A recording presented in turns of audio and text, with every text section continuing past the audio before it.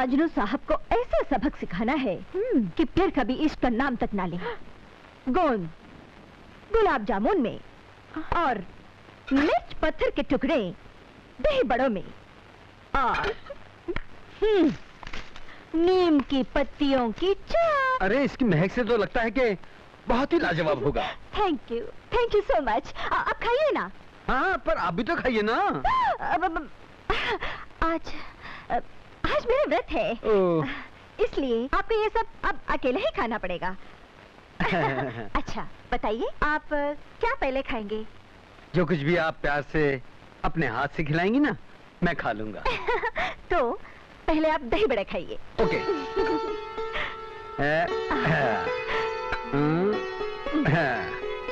लाई समझ दीजिए।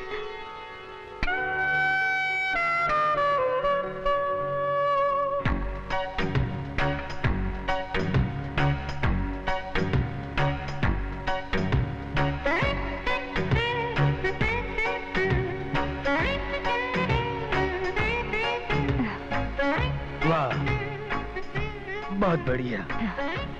ये दही बड़े आपने अपने हाथों से बनाए हैं? वाह वाह।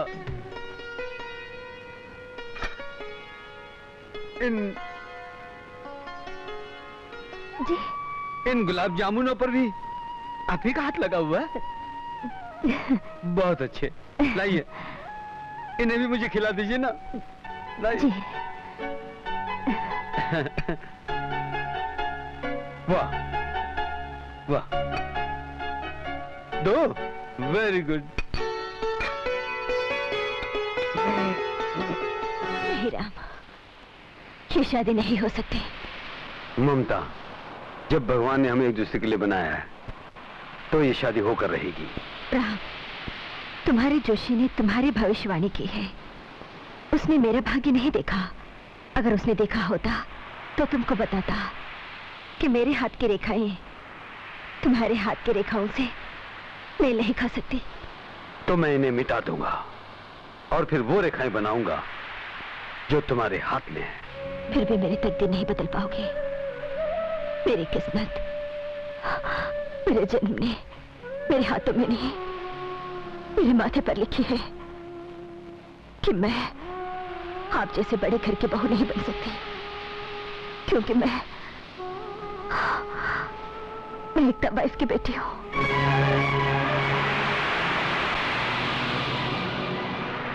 कहाँ है तुम्हारी माँ? कहिए, मैं हूं इसकी माँ। जी, मैं राम हूं। ओह, तो फिर किसी मंदिर में जाइए।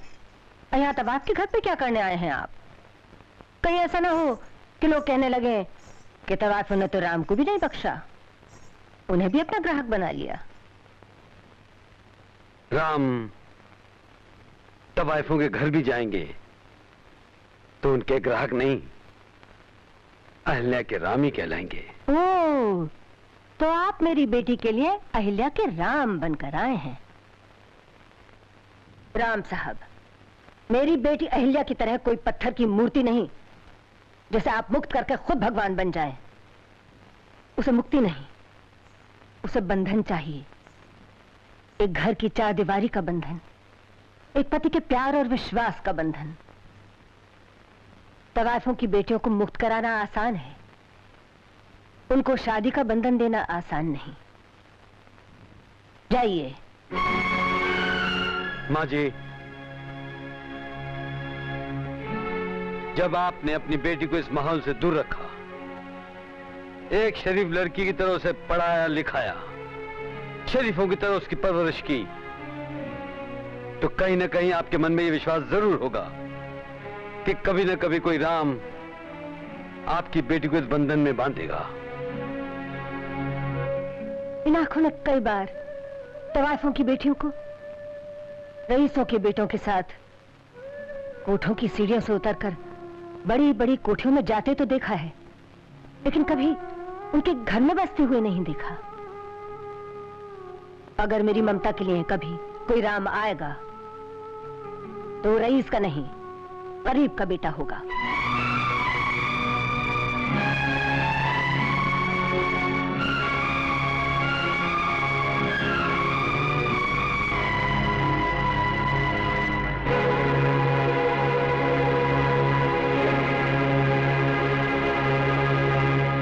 माँ जी, मैंने इस ब्लैंक चेक पर साइन कर दिए हैं।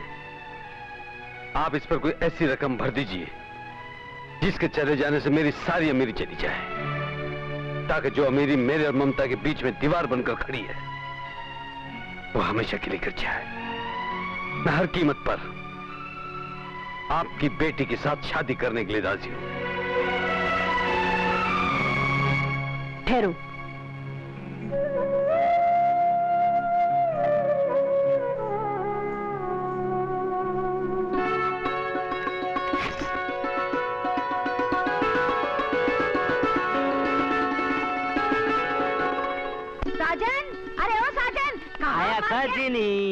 एक दूंगी क्या बोला? नहीं मालकिन। अच्छा सब तैयारियां हो गई है ना? हाँ हो गई। अच्छा वो पूजा की थाली तैयार की है नहीं? हो गई। मेरी देवरानी आ रही है धीरे धीरे।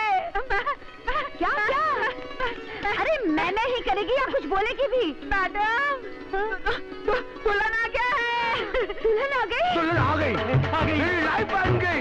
लाइफ बन गई। 15 करोड़ का मालिक बनूंगा। 15 करोड़ का मालिक बनूंगा। मालिक मालिक मालिक मालिक 15 करोड़ की दुल्हन आ गई। मालिक 15 करोड़ की दुल्हन। हाँ दुल्हन आ गई। मालिक मालिक मेरे मालिक मालिक आपकी लाइफ बन गई। मालिक मालिक मालिक लाइफ बन गई। मालिक मालिक मालिक आप प्यारे लाल का क्लब खरीदेंगे। क्लब खरीदूंगा। मालिक प्यारे लाल का क्लब खरीदेंगे। मालिक मालिक मालिक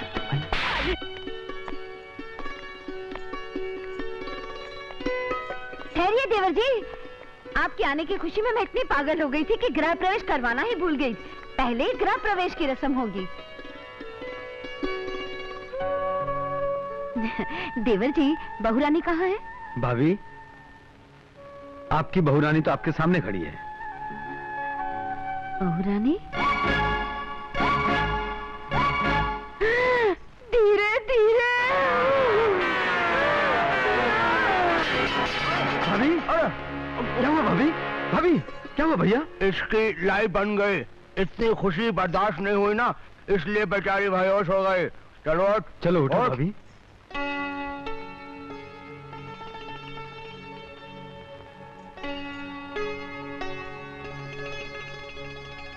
ममता, ये हमारा खानदानी हार है जो इस घर की हर बहू को उसकी सास पहनाती आई है और हमेशा उससे वादा लेती रही है कि वो इस हार को अपनी बहू को जरूर पहनाएगी। लेकिन तुम्हारी सास तो है नहीं। आप फिक्र मत कीजिए, मैं इस वादे को पूरा करूंगी। कहाँ है वो? अपने पति के साथ उसके रूम में सुहाग रात मनाकर उसकी लाइफ बना रही है। मैं पूछती हूँ जी, अगर राम का चक्कर इसके साथ चल रहा था तो मोना अपना मुंह किसके साथ काला करवा रही थी धीरे धीरे? जी मोना, आज हमारे दिल की तमन्ना पूरी हो जाएगी। हम जन्म जन्म के लिए एक हो जाएंगे। ये हार मुझे पहना दो। मोना! नहीं, मेरी आवाज है। मोना! मोना! मोना! ये हार मत पहनाना धीरे धीरे। मिला रही हो? ये तो फूफी की आवाज नहीं है। बाबा, मेरी आवाज है। किधर है तुम्हारी फूफी? फूफी? हैं? अरे मोना! फूफा, फूफा, देखा मैंने तुम्हारे भाई को कैसे फंसाया प्लान के मुताबिक? प्लान के मुताबिक? बदतमीज लड़की। अरे मेरा भाई तो शादी करके बीवी घर में ले आया है। ये मेरा भाई नहीं है। लेकिन फूफा, तुम ही तो हमें देख के गए थे प्लान के मुताबिक। प्लान के मुताबिक? अरे ना मैंने कुछ देखा था ना मैंने कुछ सुना था। मैं नीचे था, वो मेरे ऊपर था, और तू ना जाने कहाँ थी हमारी लाइफ बर्बाद करती हुई। अरे तू अकल की अंधी, इस शान की उम्र ने दिखाई दी तुझे धीरे धीरे? मुझे तो दिखाई पड़ी थी, लेकिन तुम्ही ने कहा था कि खाते पीते घर के लोग ऐसे ही होते हैं। ऐसा सांड? ये सांड हो या बैल हो, जो भी है मेरे हैं। वो क्या है, फूफा फूफी outlaw, I mean in law. प्यार के मामले में और खाने के मामले में दूसरी की मर्जी में अपनी मर्जी की टांग नहीं अड़ाना चाहिए। इसलिए अपनी फूफा फूफी की फूफू छोड़ो और हमारी शादी की तैयारी शुरू करो। बड़ा आया मेरी भतीजी से शादी करने वाला। अरे चुप, चल यहाँ से चल। लंच में याद करके आ जाना। ऑफिस में बार बार फोन करना अच्छा नहीं लगता है। क्यों? ऑफिस में लोग क्या सोचेंगे? हाँ, अरे यही सोचेंगे कि मैं जोरू का गुलाम हूँ। अरे काहे का जोरू का गुलाम? हाँ, एक बात तो सुनते नहीं। अच्छा, वो परकटी सेक्रेटरी है ना, हाँ। उससे दूर रहना। हाँ, उससे दूर रहूंगा, लेकिन तुम मेरी एक बात सुनो। तुम चाहती हो ना कि मैं उससे दूर रहूं, तो तुम मुझे मेरा ब्रेकफास्ट दे दो।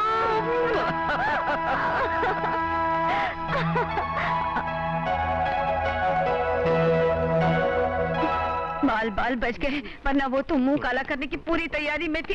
अरे भैया, भाभी, आप लोग कहाँ चले गए थे? अपनी लाइफ बना, मेरा मतलब है तुम्हारी लाइफ बनाने के लिए हम लोग होटल में चले गए। तुम्हारी सुहाग रात थी ना, हम होते तो तुम शर्माते धीरे धीरे। लेकिन तुम ये सुबह सुबह कहाँ जा रहे हो लाइफ बनाने? दीवान जी का फोन आया था, आज वकील साहब के साथ मीटिंग है। ममता के नाम पर पूरी प्रॉपर्टी ट्रांसफर करनी है ना।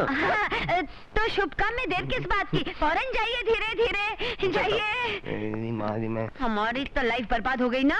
धीरे धीरे सारी जायदाद उसके नाम पे करने जा रहा है, अब हमारे हाथ में क्या कद्दू रहेगा। चलो जी धीरे धीरे। भाभी, हाँ?